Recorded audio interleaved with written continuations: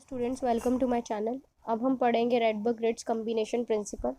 तो ये जो कम्बिनेशन प्रिंसिपल है ये जो है रेडबर्ग रिट्ज ने दिया था। तो रेडबर्ग ने जब जो है हाइड्रोजन सीरीज़ की स्पेक्ट्रल लाइंस को स्टडी किया तो वहाँ से उन्हें एक आइडिया मिला। जैसे कि आपको पता है जो हाइड्रोजन सीरीज़ है, हाइड्रोजन एटम की अगर मैं स्पेक्ट्रल सीरीज़ की बात करूं तो हमें पता है 6 तरह की जो है स्पेक्ट्रल सीरीज़ हमें मिलती है हाइड्रोजन एटम के स्पेक्ट्रम में हमें। तो Lyman, Balmer, Paschen, Brackett, Pfund और हम्फ्री। तो रेडबर्ग ने इन्हीं की स्टडी करी। तो उन्होंने देखा कि कोई भी दो, अगर मैं किसी भी सीरीज़ की दो स्पेक्ट्रल लाइंस का कम्बिनेशन करूं तो मुझे जो है एक और न्यू स्पेक्ट्रल लाइंस मिलेगी, और वो जो स्पेक्ट्रल लाइन होगी वो जो है एक न्यू सीरीज़ से बिलोंग करेगी। तो उन्होंने कहा कि कोई भी आप सीरीज़ ले लो, कोई भी सीरीज़, जैसे बाल्मर सीरीज़ ले ली तो बार्मल सीरीज़ की मैं अगर कोई भी दो टर्म्स यानी कि दो स्पेक्ट्रल लाइंस लूँ और उनका अगर मैं कम्बिनेशन करूँ तो मुझे क्या मिलेगी, एक न्यू स्पेक्ट्रल लाइन मिलेगी, और वो किससे बिलोंग करेगी, एक न्यू सीरीज़ से बिलोंग करेगी। तो ये जो आइडिया उन्हें मिला था रेडबर्ग को, इस आइडिया को आगे जो है रिट्ज ने 1908 में जो है इसी को ही और स्पेसिफिकली इसको एक्सप्लेन किया और एक प्रिंसिपल फॉर्मुलेट किया जिसको उन्होंने नाम दिया रेडबर्ग रिट्ज कम्बिनेशन प्रिंसिपल। तो according to this principle, if nu1 bar and nu2 bar are the wave number of two lines in the spectrum of certain atom, then the lines also occur at the wave number nu1 plus nu2 bar और nu1 minus nu2 bar। तो यहाँ पे क्या कह रखा है, ये principal क्या कहता है, मान लो हमारे पास जो है दो लाइंस हैं, ठीक है। किसी भी एटम का हमने स्पेक्ट्रम लिया, जैसे हाइड्रोजन एटम का हमारे पास स्पेक्ट्रम हमने लिया, तो उसमें से मैंने कोई भी दो लाइंस मैंने कंसीडर करी। तो यहाँ पे कोई भी दो लाइंस मैंने कंसीडर करी जिनका वेव नंबर क्या है, nu1 है, ठीक है, और nu2 बार है, जिनका वेव नंबर क्या है, nu1 बार है, nu2 बार। आपको पता है कि कोई भी स्पेक्ट्रल लाइन होती है उसको हम जो है nu1 बार और nu2 बार से ही रिप्रेजेंट करते हैं, ठीक है। तो ये हमने दो स्पेक्ट्रल लाइंस ली किसी भी एटम की। तो मैंने इसके बाद क्या किया, इसका कम्बिनेशन किया। अब कम्बिनेशन क्या हो सकता है, इन दोनों को या तो हम ऐड कर देंगे इन दोनों के वेव नंबर को, या हम क्या कर सकते हैं, इन दोनों को सब्ट्रैक्ट कर सकते हैं। तो इनसे जो है हमारे पास जो न्यू स्पेक्ट्रल लाइन आई थी वो क्या थी, न्यू सीरीज से बिलोंग कर रही थी। तो इन दोनों के कम्बिनेशन से हमें जो है एक न्यू स्पेक्ट्रल लाइन देखने को मिली। अब देखो यहाँ पे क्या कह रखा है कि हर combination, each combination is not allowed due to operation of certain selection rules and quantum condition. तो क्या कह रखा है कि हर कम्बिनेशन अलाउड नहीं है। आप ये नहीं कह सकते हर बार जो है दोनों वेव नंबर को ऐड करके ही हमें जो सीरीज़ मिलेगी वो सही होगी, वो जो न्यू लाइन मिलेगी वो हमारी करेक्ट होगी। तो हर जो कम्बिनेशन अलाउड नहीं है, कुछ सिलेक्शन रूल्स और क्वांटम कंडीशन लगा के ही जो है हमारे जो है वो कम्बिनेशन अलाउड होंगे। तो यहाँ पे हमने एग्जाम्पल लिया हुआ है कि मैंने हाइड्रोजन स्पेक्ट्रम की बाल्मर सीरीज़ की मैं बात कर रही हूँ। तो बाल्मर सीरीज़ की मैंने दो लाइंस मैंने कंसीडर करी, H alpha and H beta. अब आपको पता है in terms of wave number अगर मुझे लिखना होगा तो वो क्या होगा आपका, न्यू अल्फ़ा बार। तो आपको पता है कोई भी, अगर हमें जो है वेव नंबर को, अगर मुझे कोई भी स्पेक्ट्रल लाइन शो करनी है in terms of wave number तो किस तरह से रिप्रेजेंट होती है, nu bar is equal to R 1 में NF का स्क्वायर माइनस 1 में NI का स्क्वायर। तो यहाँ पे आपको पता है जो NF है ये आपका फिक्स रहता है और NI क्या होता है आपका, चेंज होता रहता है। सो NF जो है बाल्मर के केस में जो है NF की वैल्यू क्या होती है आपकी, यानी कि जो बाल्मर सीरीज हम कब मिलती है, जब हायर लेवल से यानी कि N+1 लेवल से जो है, जब सारे के सारी ट्रांजिशंस कहाँ हो, सेकंड लेवल पे हो, ठीक है। तो हमने एच अल्फ़ा जो कंसीडर किया था, NF तो हमारा 2 ही रहेगा, और थर्ड लेवल से ही जो है 2 में फॉल करेगा तो हमें एच अल्फ़ा लाइन मिलेगी। ऐसी फोर्थ लेवल से जो है सेकंड में अगर फॉल करेगा एटम तो हमें जो है एच बीटा लाइन मिलेगी। तो हमने लिख लिया म्यू अल्फ़ा हमें लाइन कब मिलेगी, जब थर्ड से सेकंड में फॉल करेगा, और एच बीटा कब मिलेगी हमें लाइन, जब फोर्थ से सेकंड में फॉल करेगा। तो इन दोनों का मैंने कम्बिनेशन कंसीडर किया। कम्बिनेशन क्या था, न्यू बीटा बार माइनस न्यू अल्फ़ा बार, यानी कि ये दोनों का वेव नंबर को मैंने सब्ट्रैक्ट कर दिया। तो जब मैंने दोनों के वेव नंबर को सब्ट्रैक्ट किया तो आर कॉमन आ जाएगा, 1/2 स्क्वायर से 1/2 स्क्वायर कैंसिल हो जाएगा। तो यहाँ से 1/3 का स्क्वायर माइनस 1/4 का स्क्वायर आ जाएगा मेरे पास। तो अब देखो यहाँ से मुझे ये पता चला, अब ये जो NF है वो क्या हो गया, अब आपका थर्ड से, यानी थर्ड जो है आपका लोअर लेवल हो गया, NF क्या हो गया आपका थर्ड हो गया, और अपर लेवल कौन सा हो गया आपका फोर्थ। तो यानी कि जो लाइन हमें मिल रही है वो कहाँ कब मिल रही है, जब एटम फोर्थ लेवल से थर्ड लेवल में जंप करता है। तो आपको पता है जब NF हमारा 3 होता है तो हमारी जो सीरीज होती है वो पार्शियल सीरीज होती है। और ये क्या है, हमें एक लाइन मिलेगी, जब फोर्थ से थर्ड में आएगा एटम हमें एक स्पेक्ट्रल लाइन मिलेगी। तो ये जो सीरीज है, ये जो लाइन होगी वो कौन सी होगी, first line of partial series. तो ये जो हमें लाइन मिलेगी वो कौन सी होगी, first line of partial series. ऐसी सेकेंड लाइन ऑफ सीरीज हमें कब मिलेगी, जब हम H गामा और H अल्फा का कम्बिनेशन हम कंसीडर करेंगे। तो इस तरह से हमने देखा कि अगर हम लाइंस ऑफ अदर सीरीज में आल्सो बी ऑब्टेन, इस तरह से दूसरी सीरीज भी हमें मिल सकती हैं। तो रेड्स रिकम्बिनेशन प्रिंसिपल क्या कहता है कि the lines of new series में be obtain by changing the fix term of a series. तो ये क्या कहता है कि आपको जो है न्यू सीरीज कैसे मिलेगी, अगर उसकी जो फिक्स टर्म है, हर बार हम क्या कर रहे हैं, फिक्स टर्म को ही चेंज कर रहे हैं। जैसे हमारे पास बाल्मर थी तो NF तो हमारे पास 2 था, पार्शियल हुई तो NF क्या है, 3 है। तो हम हर बार हम क्या कर सकते हैं, हर बार जो है फिक्स टर्म को अगर हम चेंज कर दें तो हमें जो है एक न्यू सीरीज हमें मिल जाएगी। ठीक है, तो यहाँ पे न्यू जो लाइन होगी वो न्यू सीरीज से कब बिलोंग करेगी, अगर हम फिक्स टर्म जो है सीरीज की क्या कर दें, चेंज कर दें। तो यहाँ पे क्या रखा है, अगर फिक्स टर्म हमारे पास NF हमारे पास अगर 2 है, फिक्स टर्म हमारे पास 2 है या 3 है, ठीक है, या 4 है या 5 है, तो are the first second third fourth running terms of first series. तो ये क्या कह रखा है, जब NF 2 होगा तो जो हमारे पास फर्स्ट, ये क्या रिप्रेजेंट करेगा कि first running term of first series से रिप्रेजेंट करेगा। ठीक है ना, ऐसी first second third fourth running term of first series. Similarly अगर फिक्स टर्म थर्ड है तो हमारे पास ये फर्स्ट सेकंड थर्ड जो है रनिंग टर्म्स रिप्रेजेंट करेगा कौन सी सीरीज की, सेकंड सीरीज की।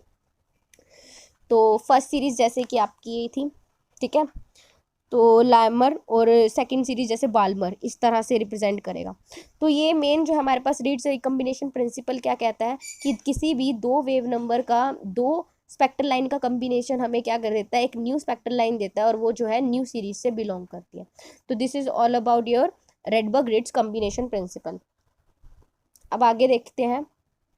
देखो हमारे पास variation of Rydberg constant with finite mass due to finite मास।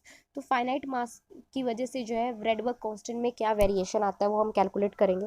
हमें पता है जो रेडबर्ग कांस्टेंट है वो किस तरह से डिफाइंड है, ME4 8 epsilon naught square H³ C। तो ये आपको लर्न करना है, ठीक है, ये फॉर्मूला लर्न हो जाना चाहिए आपको। अब देखो हमने ये जो है इक्वेशन हमने डिराइव कब की थी, जब हमने कंसिडर करके चला था कि जो हमारा न्यूक्लियस है वो कहाँ पे है, रेस्ट पे है, और हमने ये भी कह सकते हो कि न्यूक्लियस इन्फाइनाइटली हैवी है। तो इस केस के लिए जो है हमारे पास रेडबर्ग कांस्टेंट की वैल्यू ये निकल के आई थी। अब आपने क्या करना है कि इसी वैल्यू को हमने क्या करना है, आर को हम किससे रिप्लेस कर देंगे, आर इन्फिनिटी से, ताकि हमें ये याद रहे कि ये जो रेडबर्ग कांस्टेंट है ये किसके लिए, जब हमारा न्यूक्लियस जो है इन्फाइनाइटली हैवी है। तो हमारे पास R infinity is equal to ME4 8 epsilon naught square H³C, इसे कह दो इक्वेशन नंबर 2। अब हमने मान के चला जो हमारा न्यूक्लियस है उसका फाइनाइट मास है, ठीक है, न्यूक्लियस जो है उसका फाइनाइट मास है, मास क्या आपका कैपिटल M है। तो आप सब्सटीट्यूट कर दोगे तो RM हमारे पास किसके इक्वल आ जाएगा, μE4 8 epsilon naught square CH³। अब देखो आपको पता है जो हमारे पास जब हम न्यूक्लियस का फाइनाइट मास हम कंसीडर करके चलते हैं तो जो हमारा M है that is replaced by small m is replaced by mu, और म्यू क्या आपका रिड्यूस्ड मास। और रिड्यूस्ड मास क्या कैसे डिफाइंड है आपका, M into M divided by M plus M। ठीक है, तो ये मैंने निकाला हुआ पहले से। तो यहाँ से म्यू आपके पास क्या आ जाएगा, आप M से दोनों तरफ डिनोमिनेटर में डिवाइड कर दोगे, न्यूमिनेटर डिनोमिनेटर को कैपिटल M से, तो mu is equal to M by में 1 प्लस में M बाय में M। अब आपने क्या करना है, ये जो इक्वेशन नंबर 2 है इक्वेशन नंबर 3 को आप डिवाइड कर दो। 3 को 2 से डिवाइड करोगे तो क्या आ जाएगा, RM बाय में R इन्फिनिटी, ठीक है, और ये सारी टर्म कैंसिल हो जाएगी। और क्या होगा, जैसे आप 3 को 2 से डिवाइड करोगे तो हमारे पास क्या आ जाएगा, RM बाय में R इन्फिनिटी, ठीक है। तो उसके बाद क्या हो जाएगा, RM यानी कि म्यू बाय में कैपिटल स्मॉल m, ठीक है। तो यहाँ से RM क्या आ जाएगा, mu into R infinity by में M, ठीक है। क्लियर हो गया यहाँ से। तो म्यू की वैल्यू भी आप सब्सटीट्यूट कर दोगे, M बाय में 1 प्लस में M बाय में M, R इन्फिनिटी बाय में स्मॉल m। तो यहाँ से स्मॉल m से स्मॉल m कैंसिल, तो यहाँ से हमारे पास RM is equal to R infinity divided by 1 plus में M बाय में M। तो मैं इसको इस तरह से भी लिख सकती हूँ, क्या मैं इसको इस तरह से भी लिख सकती हूँ कि R infinity is equal to RM into this factor M into capital M। तो यहाँ से आप देख रहे हो कि जो आर इन्फिनिटी है वो some factor of R M है, यानी कि कुछ मल्टीपल है आर एम का, यानी कि जो हमारा आर इन्फिनिटी है वो बड़ा होगा किससे, आर एम से। तो इक्वेशन नंबर 5 से हमारे पास क्या निकल के आ गया कि आर इन्फिनिटी क्या है, बड़ा है किससे, आर एम से। अब आगे देखो, तो आगे क्या है हमारे पास, ये इक्वेशन नंबर 5 हो गई हमारे पास, ठीक है। अब हम देखते हैं जो आर एम है ना वो क्या करता है, डिफरेंट एटम्स के लिए जो है डिफरेंट वैल्यूज ले सकता है, ठीक है।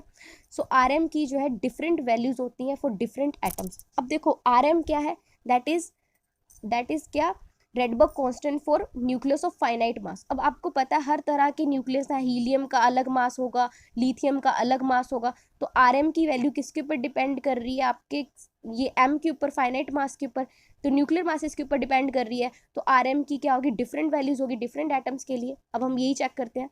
मान लो जो हमारे पास स्मॉल एम है वो क्या है, मास ऑफ इलेक्ट्रॉन है। आपने इलेक्ट्रॉन का चार्ज हमें पता है, सी आपको पता है, एच आपको पता है। तो रेडबर्ग कांस्टेंट हमारे पास जो हमने कैलकुलेट किया था वो कैसे निकल के आया था, आर इन्फिनिटी का फॉर्मूला हमारे पास क्या है, आपको लर्न हो जाना चाहिए, दैट इज me4 8 CH3 तो आप m की वैल्यू सब्सटीट्यूट करोगे, e की वैल्यू सब्सटीट्यूट करोगे, आप सेलेन नॉट की सब्सटीट्यूट करोगे, c की और h की।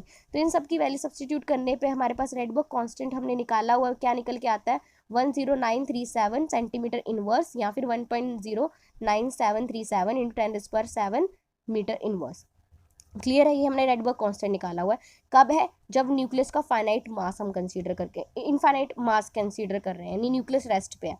अब हम निकालते हैं कि हमारा जो है न्यूक्लियस जो है वो कौन सा है, आपका हाइड्रोजन एटम है, ठीक है।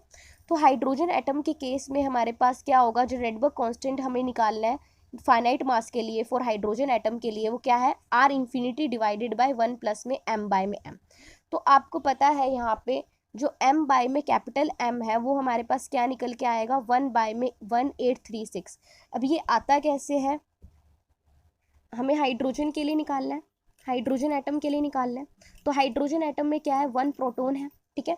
तो जो मास ऑफ क्या लगेगा, प्रोटॉन लगेगा, ठीक है ना। तो मास ऑफ किसका लगेगा, प्रोटॉन का। तो मास ऑफ प्रोटॉन, और ये क्या है, स्मॉल m क्या है आपका, मास ऑफ इलेक्ट्रॉन। सो जो m बाय में m है ना, मास ऑफ प्रोटॉन और मास ऑफ इलेक्ट्रॉन जो है वो किस तरह से एक दूसरे के साथ रिलेशनशिप में है, 1 बाय में 1386, यानी कि जो मास ऑफ इलेक्ट्रॉन है वो क्या होता है आपका, या फिर आप कह लो कि जो मास ऑफ प्रोटॉन है वो क्या होता है, 1836 टाइम्स होता है मास ऑफ इलेक्ट्रॉन के, ठीक है। ये रिलेशन आपको लर्न होनी चाहिए कि मास ऑफ प्रोटॉन जो है वो 1836 टाइम्स होता है मास ऑफ इलेक्ट्रॉन के। तो यहाँ पे हमारे पास यही आ जाएगा, आर इन्फिनिटी हमारे पास निकला हुआ है 1.09, ठीक है ना, 6 इंटू 10⁻⁷ ये निकला हुआ है, या फिर 10937 निकला हुआ है। और m बाय में m क्या है, वो हमारे पास है 1 बाय में 1836। सो यहाँ से हमारे पास Rydberg constant for hydrogen atom क्या निकल के आया, 1.096 इंटू 10⁻⁷ सेंटीमीटर इनवर्स। तो यहाँ से भी हमारे पास क्या निकल के आया, अब देखो यहाँ पे आर इन्फिनिटी हमारे पास निकल के आया था 1093737, और Rydberg constant for hydrogen atom क्या निकल के आया, 10967। तो हमने देखा कि जो हमारे पास आर इन्फिनिटी है वो बड़ा है किससे, आर एम से। ये प्रूव कर दिया हमने कि आर इन्फिनिटी बड़ा है आर एम से। क्लियर होगी ये चीज, ठीक है। तो कितने टाइम्स बड़ा है आपका, कितने टाइम्स बड़ा है आपका, वो बड़ा है आपका कम से कम 2000 टाइम्स जो है, 2000 पार्ट जो है वो ज़्यादा है किससे, आर एम से, ठीक है। अब देखो हमारे पास क्या आ गया था, R M is less than R infinity. अब देखो यहाँ पे हमें क्या कह रखा है, अब हम क्या शो करेंगे कि m बाय में m जो है, ये जो है ना, दैट इज एक्सपेरिमेंटली कैलकुलेटेड, ठीक है, एक्सपेरिमेंटली कैलकुलेटेड है, ठीक है। m बाय में m, यानी कि जो मास ऑफ इलेक्ट्रॉन और मास ऑफ प्रोटॉन के बीच में जो रिलेशन है 1 बाय में 1836 है। अब हम जो है थ्योरेटिकली भी हम कैलकुलेट करेंगे कि m बाय में m क्या यही आता है, हम ये चेक करते हैं। तो हमने क्या कंसीडर करा, हमने यहाँ पे मैंने क्या लिख लिया, मैंने कंसीडर किया आर इन्फिनिटी को फॉर हाइड्रोजन एटम। मुझे पता है कि जो आर एम है वो डिफरेंट एटम्स के लिए डिफरेंट होता है, ठीक है ना। आर एम की वैल्यू डिफरेंट एटम्स के लिए डिफरेंट होती है, हमें पता है ये चीज़। सो मैंने आर एम डिफरेंट एटम्स के लिए डिफरेंट है, तो मैंने आर एम जो है अगर फॉर्मूला लिखूँ तो क्या, R M is equal to R infinity 1 plus में m बाय में m। तो मैंने हाइड्रोजन एटम के लिए लिखा तो m को किससे रिप्लेस कर दिया, m किसके लिए लिखा मैंने, हाइड्रोजन एटम के लिए, तो m को h से रिप्लेस कर दिया, तो आर इन्फिनिटी बाय में 1 प्लस में m बाय में mh। तो यहाँ से मैंने आर इन्फिनिटी लिख लिया, वो क्या हो गया वन प्लस में एम बाय में M H into R H. Clear. ऐसी आर एच ई मैंने कैलकुलेट कर लिया, आर इन्फिनिटी बाय में वन प्लस में एम बाय में एम एच ई, तो हमारे पास आर इन्फिनिटी क्या आ जाएगा, वन प्लस में एम बाय में M H E into R H E. ठीक है, तो यहाँ पे ये एम एच ई क्या रिप्रेजेंट कर रहा है, मास ऑफ हीलियम एटम। आपको पता है कि जो मास ऑफ हीलियम एटम है, अब यहाँ से भी आर इन्फिनिटी आ रहा है, यहाँ से भी आर इन्फिनिटी आ रहा है, ये इक्वेशन से भी आर इन्फिनिटी आ रहा है। ठीक है, और यहाँ से भी हमारे पास आर इन्फिनिटी आ रहा है, तो दोनों ये इक्वल पुट कर देंगे, तो वन प्लस में एम बाय में M H into R H is equal to one plus में M M H E by में इंटू आर एच ई। तो यहाँ पे पता है जो मास ऑफ हीलियम एटम है वो क्या होता है, mass of 4 times of mass of hydrogen atom. तो इसको मैं इससे रिप्लेस कर दूंगी तो क्या आ जाएगा, एम बाय में M H into R H is equal to one plus में एम बाय में M 4 times of mass of hydrogen atom into R H E. तो यहाँ पे हमारे पास यही लिखा हुआ है कि R H is one plus में एम बाय में M H is equal to R H E into one plus में एम बाय में 4 एम एच। क्लियर हुआ यहाँ तक। आगे देखो, हमने यहाँ से क्या निकालना है, एम बाय में एम एच निकालना है। तो यहाँ से थोड़ा सा कैलकुलेटिव वर्क आप कर लोगे तो एम बाय में एम एच हमारे पास निकल के आ जाएगा आर एच ई माइनस में आर एच बाय में R H minus one by में 4 आर एच ई। तो यहाँ पे आर एच जो है हमने रेडबर्ग कांस्टेंट हाइड्रोजन एटम के लिए आपने निकाला हुआ है, क्या निकल के आया था, 1.09677 इन 10⁻7 मीटर इनवर्स। ऐसी आर एच ई इसके लिए निकालोगे तो वो हमारे पास निकल के आएगा 1.09722 इंटू 10⁻7 मीटर इनवर्स। तो ये वैल्यूज आप कैलकुलेट कर लोगे। तो यहाँ से हम जब इन दोनों को इसके अंदर सब्स्टिट्यूट करेंगे इनकी वैल्यूज, तो हमारे पास एम बाय में एम एच क्या निकल के आ जाएगा, 1 बाय में 1836। तो हमने यहाँ से देखा जो एक्सपेरिमेंटली और जो हमने थियोरेटिकली कैलकुलेट किया है, ठीक है ना, तो ये जो एक्सपेरिमेंटली और जो हमने थियोरेटिकली कैलकुलेट किया है ये वैल्यूज क्या है, मैच कर गई हैं। So this value agree with the experimentally calculated value of M by में एम एच। तो यहाँ से ये पता लग जाता है कि जो हमारी बोहर थ्योरी थी, तो वो ये वाली जो थ्योरी है ये भी किसके फेवर में, आपकी ये जो एविडेंस है इन सपोर्ट ऑफ बोहर थ्योरी, ठीक है ना, तो ये भी बोहर थ्योरी के सपोर्ट में था ये एविडेंस। अब हम कैलकुलेट करते हैं स्पेसिफिक चार्ज ऑफ इलेक्ट्रॉन। अब देखो स्पेसिफिक चार्ज क्या होता है, दैट इज ई बाय में एम का रेशो। तो यहाँ से आपने क्या करना है, ई बाय में एम हमने क्या किया, एम एच से मल्टीप्लाई एम एच से डिवाइड कर दिया। तो आप करोगे ई बाय में एम, एम एच से मल्टीप्लाई और एम एच से क्या कर दोगे, डिवाइड। तो यहाँ से ई बाय में एम एच लिख सकते हो और एम बाय में एम एच भी लिख सकते हो, इस तरह से लिख सकते हो, ई बाय में एम एच यूँ रख लो और एम बाय में एम एच यूँ लिख लो। ठीक है, क्लियर है यहाँ तक। अब देखो ई बाय में एम एच जो है वो क्या है, बेसिकली ई बाय में एम एच जो है that is charge carried by gram ion of hydrogen atom. तो ये जो है charge carried by gram ion of hydrogen atom, और इसकी वैल्यू जो हमारे पास होती है वो होती है 96495 कूलम्स, ये आपको लर्न होनी चाहिए। तो यहाँ से m बाय में एम एच क्या हो जाएगी हमारे पास, वो हमने निकाला था 1 बाय में 1836। ठीक है, तो ये हमें पता ही है। तो यहाँ से e बाय में m कैलकुलेट कर लेंगे, क्योंकि हमारे से m बाय में एम एच हमें पता है 1 बाय में 1836, और ये charge carry by 1 gram of ion of hydrogen वो कितना है, इतना है। तो 964,495 इंटू क्या आ जाएगा, 1836। जब आप करोगे मल्टीप्लाई तो ये आ जाएगा 1.77 10⁻8 कूलम पर ग्राम और 1.77 10⁻11 कूलम पर केजी। ठीक है, तो यहाँ से हमने देखा जो ई बाय एम, अब देखो ई बाय एम का रेशो जो है ना, जो थियोरेटिकली हमने अभी कैलकुलेट किया है, ठीक है, तो ये जो और एक्सपेरिमेंटली वैल्यू जो है हमारे पास निकल के आई है ई बाय एम की, वो जो थियोरेटिकली हमने जो कंप्यूट करी है वैल्यू उसके काफ़ी क्लोज है। तो यहाँ से भी ये पता लग जाता है कि जो हमारी बोहर थ्योरी थी वो बिल्कुल करेक्ट है। ठीक है, उसके बाद यहाँ पे हमारे पास हमने बताया था ना आर एम का वेरिएशन होता है, आर एम जो है वो क्या होता है, डिफरेंट होता है डिफरेंट एटम्स के साथ। तो यहाँ से देखो आर एम का अगर हम मास नंबर में प्लॉट करूँ तो जैसे जैसे मास बढ़ रहा है, ठीक है, हमारे पास जो है आर एम भी क्या हो रहा है, इंक्रीज हो रहा है। ठीक है, तो मास नंबर इंक्रीज हो रहा है, आर एम भी क्या हो रहा है, इंक्रीज हो रहा है। ठीक है, जैसे जैसे हम मास बढ़ा रहे हैं वैसे वैसे हमारा आर एम भी क्या हो रहा है, इंक्रीज हो रहा है। पर एक पॉइंट ऐसा आएगा जब हम क्या कर देंगे, जब हमारा आर एम जो है किसको अप्रोच कर जाएगा, आर इन्फिनिटी को अप्रोच कर जाएगा, जब मास नंबर बहुत ज़्यादा इंक्रीज हो जाएगा। क्योंकि रिलेशन देखो ना आप कि आर इन्फिनिटी बाय में 1 प्लस में एम बाय में एम एच है, दैट इज आर एम। ठीक है, तो आर एम जो है बेसिकली क्या है, जब एम जो हमारे पास मास है ये काफ़ी बढ़ता जाएगा, जब ये मास इन्फिनिटी को टर्न कर जाएगा, ठीक है ना, जैसे मास ऑफ सम एटम, ठीक है ना, यही है ना आपके पास फॉर्मूला कि R M is R infinity 1 में एम बाय में एम। जब ये वाला जो मास है न्यूक्लियस का मास, जो भी कोई भी न्यूक्लियस होगा उसका मास मान लो इन्फिनिटी को टेंड कर गया, तो 1 में इन्फिनिटी इज 0, तो आर एम किसको टेंड कर जाएगा, आपका आर इन्फिनिटी को टेंड कर जाएगा। क्लियर हो गई ये चीज़, बहुत ही इंपॉर्टेंट थी कि आर इन्फिनिटी हमारे पास क्या है, आर एम क्या है हमारे पास, आर इन्फिनिटी 1 में एम बाय में एम। तो न्यूक्लियस का मास जब बहुत ज़्यादा बढ़ जाएगा, मान लो वो इन्फिनिटी को अप्रोच कर जाएगा, तो in that case R infinity is 1 by में इन्फिनिटी इज 0, तो आर इन्फिनिटी बाय में 1 + 0 यानी कि आर इन्फिनिटी। तो आर एम किसको अप्रोच करेगा, आपका आर इन्फिनिटी को अप्रोच करेगा। जब मास हमारा काफ़ी इंक्रीज हो जाएगा, तो आर एम किसको अप्रोच करेगा, आपका आर इन्फिनिटी को अप्रोच करेगा। तो इस तरह से ये शो किया हुआ है, ठीक है, क्लियर हो गया ये चीज़। उसके बाद है डिटर्मिनेशन ऑफ एम बाय में एच। अब रेडबर्ग कांस्टेंट का यूज़ हम जो है रेशो फाइंड आउट करने के लिए भी करते हैं, मास ऑफ इलेक्ट्रॉन और मास ऑफ प्रोटॉन की रेशो फाइंड आउट करने के लिए भी करते हैं, ठीक है। तो ये मास अगर हम सिंपल की बात करें तो आर एम क्या है, आर इन्फिनिटी 1 में एम बाय में एम है, ठीक है, ये फॉर्मूला हमें पता है। फॉर हाइड्रोजन एटम क्या हो जाएगा, एम को किससे रिप्लेस कर दोगे, मास ऑफ हाइड्रोजन एटम से, सो आर एच से रिप्लेस हो जाएगा आर इन्फिनिटी 1 में एम बाय में एम एच। आर हीलियम भी आप लिख सकते हो, वो भी यही आएगा आपके पास।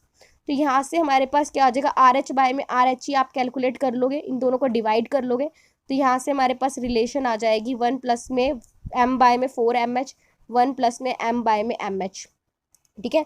तो ये जो है हमारे पास एक और जो है रिलेशन हमारे पास निकल के आ गई है, ठीक है। तो आप यहाँ से एम बाय में एम एच आप कैलकुलेट कर सकते हो, अगर आपको आर एच पता है, आर एच ई पता है, ठीक है ना, आपको रेडबर्ग कांस्टेंट ऑफ हाइड्रोजन पता है, रेडबर्ग कांस्टेंट ऑफ हीलियम पता है, तो आप एम बाय में एम एच भी कैलकुलेट कर सकते हो। तो ये था आज के लिए इतना ही। कल है हम करेंगे विल्सन सोमरफेल्ड क्वांटाइजेशन रूल, जो बहुत इंपॉर्टेंट है आपका पेपर पॉइंट ऑफ व्यू के लिए। Thank you so much.